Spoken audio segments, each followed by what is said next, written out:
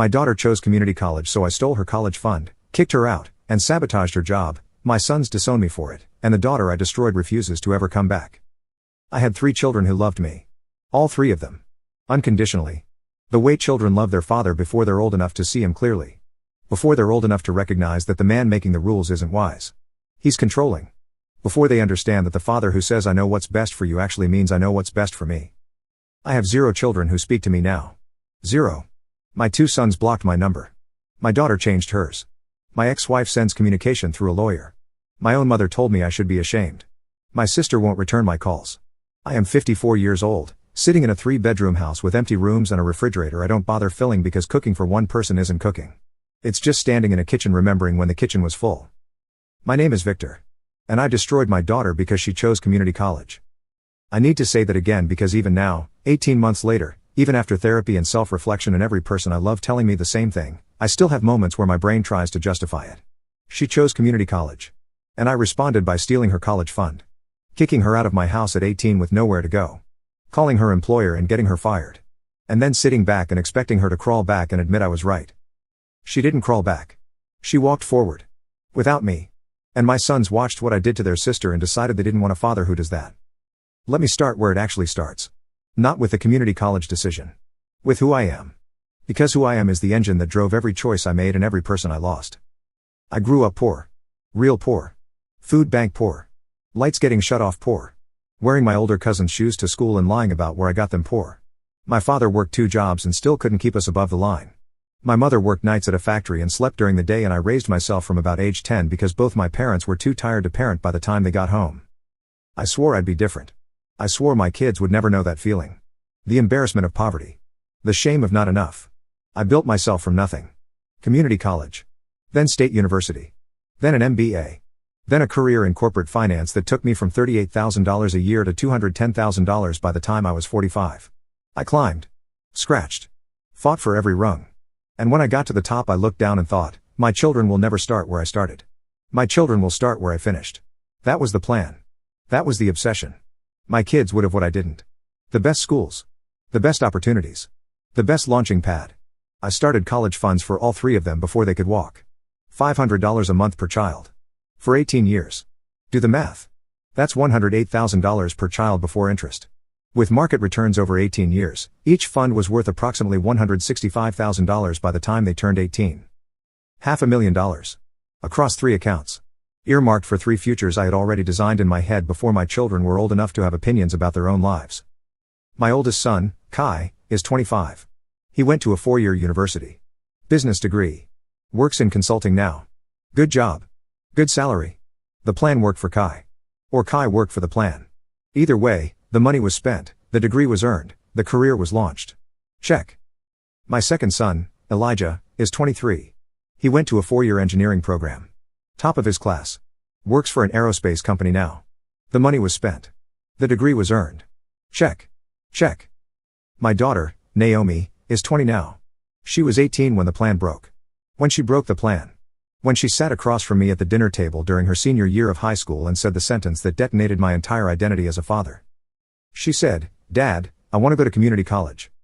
6 words. I heard them and my vision actually narrowed. Like the room got smaller. Like the walls moved inward. I felt something in my chest that I now recognize as rage, but at the time I interpreted as righteousness.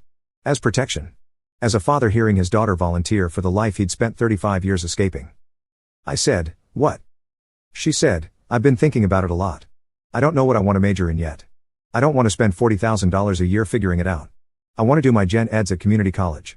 Save money. Figure out what I actually want. Then transfer." Logical. Reasonable. Financially responsible. The exact kind of thinking a parent should celebrate. My daughter had looked at the landscape of higher education and made a strategic decision that would save tens of thousands of dollars and give her time to find her path. She wasn't dropping out. She wasn't giving up. She was being smart. I didn't see smart. I saw failure. I saw my daughter choosing the same starting line I'd started from. The community college. The place where poor kids go because they can't afford anything else. The place where I sat in plastic chairs under fluorescent lights and swore my children would never sit in those chairs. My daughter was volunteering for the chairs. And I took it personally. Not as her decision about her education. As an insult to my sacrifice. As a rejection of everything I'd built for her. I said, "Absolutely not. You have a college fund. You're going to a 4-year university. End of discussion. Naomi said, Dad, it's my education. I should get to decide. I said, it's my money. And I decide where it goes. And it goes to a real school. Not community college. My money. I said that. To my daughter. About a fund I'd built for her. I said my money because in my mind it was my money. My sacrifice. My 18 years of $500 monthly contributions. My plan. She was just the vehicle for the plan. Not a person with autonomy. A vehicle. Naomi looked at me. She had this expression I've seen in photos of her since then. Not anger. Not sadness. Measurement. She was measuring me. Calculating something. Deciding something. At 18 years old, my daughter looked at her father and did the math on who he actually was versus who she'd believed him to be. She said, okay, Dad. And she left the table. I thought I'd won. I thought okay meant compliance. It didn't. Okay meant I hear you. And I'm going to do what I want anyway. Because Naomi had already applied to community college. Already been accepted. Already planned to use her own savings from her part-time job at a bookstore to cover tuition. She didn't need my money. She didn't need my fund. She didn't need my permission. She just needed me to not destroy her for making her own choice. I destroyed her anyway. I found out about the community college acceptance a week later. My ex-wife, Diane, called me. We'd been divorced 3 years. She said, Victor, Naomi told me she's going to community college. She's excited about it. She has a plan. Please don't make this about you. Don't make this about you. Diane knew me. Knew exactly what I would do. She called to preempt it. To head off the disaster. Because Diane had lived with me for 19 years and she knew that my reaction to losing control wasn't disappointment. It was punishment. I said, she's not going to community college. She has a fund. She'll use the fund. Diane said, Victor, it's her life. Let her make her choices. I said, not with my money she won't. I hung up. And I did the first unforgivable thing. I liquidated Naomi's college fund. All of it. $165,000. Moved it into my personal brokerage account. Took me 45 minutes and 3 phone calls. 18 years of contributions. Gone. Transferred. Into an account with my name on it and my name only. The fund was in my name. Legally, it was a custodial account. She'd turned 18. The money should have transferred to her. In most families, it would have. But I'd structured it deliberately so that the account remained in my control until I authorized the transfer. My financial advisor had warned me about this structure years ago. He said, Victor, if you keep control past 18, there could be conflicts. I said, I'm her father. There won't be conflicts. I stole $165,000 from my daughter because she chose community college. I need you to read that sentence and let it sit. Because I've read it 1,000 times and it still doesn't feel real. But it is. I did that. That happened. That's who I was. The second unforgivable thing. 3 days after I liquidated the fund, I called Naomi. She was at Diane's house. I said, I know about community college. I've moved the college fund.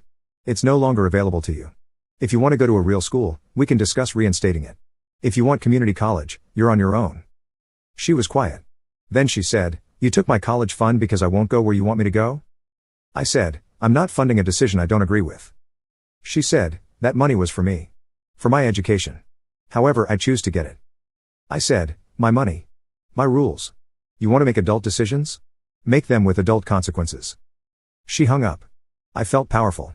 I felt like I was teaching her something. Like I was the father who held the line. Who didn't cave. Who maintained standards. I felt like I was being strong. I was being monstrous. And I didn't know it yet. The third unforgivable thing. Naomi had a job at a bookstore. Half Moon Books. Independent shop. She'd worked there since she was 16. The owner, a woman named Greta, loved Naomi. Gave her extra hours. Taught her the business. Was planning to make her assistant manager after graduation. I called Greta. I told her that Naomi was going through a difficult time. That she was making bad decisions. That she was unreliable. That she'd been lying about her schedule. I told Greta that as Naomi's father, I was concerned about her stability and thought it might be best if Greta reduced her hours or let her go.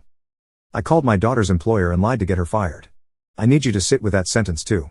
Because if the college fund was theft, this was sabotage. This was a father deliberately removing his daughter's income because she defied him. This was me reaching into her life and pulling out the only financial support she had left. The job she loved. The boss who mentored her. The paycheck that was going to fund the community college I'd forbidden. Greta didn't fire Naomi. But she reduced her hours. From 30 a week to 12. Because she trusted a father's word about his own daughter. Why wouldn't she? Fathers don't sabotage their children. Except I did. Naomi found out what I'd done a month later. Greta felt guilty. Told Naomi about the call. Naomi called me. Not crying. Not screaming. That same measured voice. The voice of a person who's finished calculating. She said, "You called my job. You told Greta I was unreliable. You got my hours cut." I said, "I was trying to." She said, "You took my college fund. You kicked me out of your plan. And then you called my job to make sure I couldn't pay for the plan I chose instead. You didn't just say no to community college, Dad. You tried to make it impossible. You tried to leave me with nothing so I'd have to come back and do what you want." I said, "Everything I've done is because I want what's best." She said, "You want what's best for you. Not for me. For you. You want a daughter who goes to the school you pick so you can tell your friends and feel good about your plan. You don't care about my education. You care about your ego. And you were willing to steal from me and sabotage my job to protect it." She paused. Then she said, "I'm done, Dad. You're not my father anymore. Fathers don't do what you did. Goodbye." She hung up. Changed her number. Blocked my email. Blocked me on everything. Gone. Like a door that closes so clean you don't even hear the click. Kai found out first. I don't know how. Naomi told him or Diane told him or the family network did what family networks do. He called me. He said, "Dad. Tell me you didn't steal Naomi's college fund." I said, "I moved it. I didn't steal it. It's my." He said, "Tell me you didn't call her job." I couldn't answer that one. He said, "You called Half Moon Books and told Greta that Naomi was unreliable. Your own daughter. The kid who's worked there since she was 16. The kid who never missed a shift. Who never got a complaint. Who got Employee of the Year twice. You called her boss and lied about her to get her fired." I said, "I was trying to get her to make the right." He said, "I'm done. Don't call me. Don't text me. Don't show up at my apartment. I have one sister and you tried to destroy her because she chose community college. Community college, Dad. Not drugs. Not dropping out. Community college. She wanted to save money and figure out her life and you responded by stealing $165,000 and sabotaging her income. I don't have a father who does that. I refuse to." He hung up. Blocked my number. Elijah called the next day. Quieter than Kai. More measured. Like Naomi. He said, "Dad, I've talked to Kai and Naomi. I know everything. The fund. The job. The phone call to Greta. I have one question. When you liquidated Naomi's fund, where did the money go?" I said, "It's in my brokerage account." He said, "So you still have it? $165,000 of your daughter's money is sitting in your account right now." "Yes." He said, "Transfer it back. Today. All of it. Into an account in Naomi's name. If you do that, there's a chance. A small one. If you don't, you lose all three of us. Permanently." I said, "She needs to understand that." He said, "Transfer it or lose us. Those are the only two options, Dad. There is no speech. There is no lesson. There is no version of this where you explain your way back into this family. Transfer the money. That's it." I didn't transfer it. Not that day. Not because I wanted to keep it.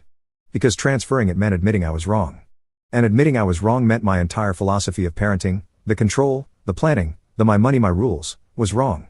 And if that was wrong, then everything I'd built was wrong. And I wasn't ready to be wrong about everything. So I chose $165,000 over my 3 children. I chose being right over being a father. And by the time I finally transferred the money, 6 weeks later, it was too late. Naomi's lawyer received it. She accepted the money without comment. And the door stayed closed. 6 weeks. I held my daughter's money hostage for 6 weeks after my son gave me a clear ultimatum. And in those 6 weeks, whatever microscopic chance existed for reconciliation evaporated. Because the delay proved exactly what Naomi and Kai and Elijah already believed. That I cared more about being right than about them. That the money was always about control. And that I would choose control over my children every single time unless I was forced to let go. I tried. After the transfer. After the 6 weeks. I tried to reach them. Wrote Kai an email. Long. Apologetic. Told him I understood. That I was wrong. That I wanted to fix it. His response was one sentence. "You had 6 weeks to prove you cared about your daughter more than your ego. You chose your ego. There's nothing left to fix." Wrote Elijah. Similar email. Similar length. His response was even shorter. "Don't contact me again." Wrote Naomi. 3 pages. Handwritten. Everything I felt. Everything I regretted. Mailed it to Diane's address because I didn't have Naomi's. Diane called me. She said, "I'm not giving her this letter, Victor." I read it. It's 3 pages of you explaining why you did what you did. She doesn't need your why. She needs your accountability. And there's a difference. Why means you're still processing. Accountability means you've stopped processing and started owning. This letter is processing. I'm shredding it. She shredded it. My ex-wife shredded my apology because it wasn't good enough. And she was right. Because I'd spent 3 pages explaining the poverty. The shame. The fear. The drive. All the reasons I built the plan and all the reasons I couldn't let go of it. Reasons. Explanations. Context. Everything except the 5 words that actually mattered. I was wrong. I'm sorry. That's it. 5 words. No context. No explanation. No backstory about growing up poor. No speech about sacrifice. Just I was wrong. I'm sorry. Those are the only words that matter when you've stolen from your daughter and sabotaged her job and lost all 3 of your children. And I couldn't say them without attaching a paragraph of justification because justification is the language I speak. Control is the language I speak. Accountability is a foreign tongue I'm still learning at 54 years old. Diane called me after all 3 kids went no contact. She said, I warned you. I called you before this started and told you not to make it about you. You made it about you. And now you've lost them. All of them. Are you proud of your standards, Victor? Are you proud of the line you held? I didn't answer. Because the answer was the thing I couldn't say out loud yet. Yes.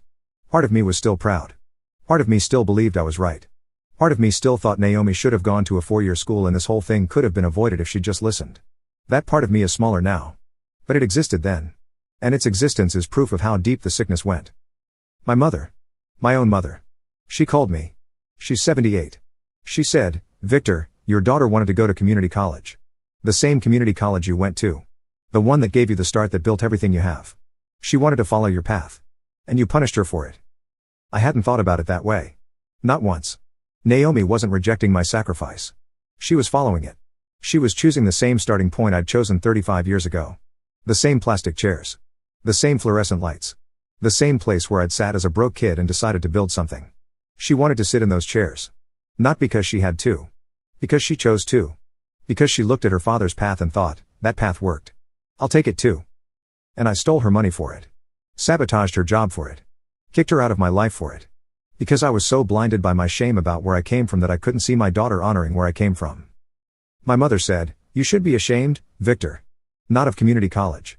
Of yourself. Naomi is 20 now. She went to community college. On her own money. The hours Greta restored after finding out I'd lied. A second job at a coffee shop. Financial aid. Scholarships she applied for herself. She did her gen eds. Got a 3.8 GPA.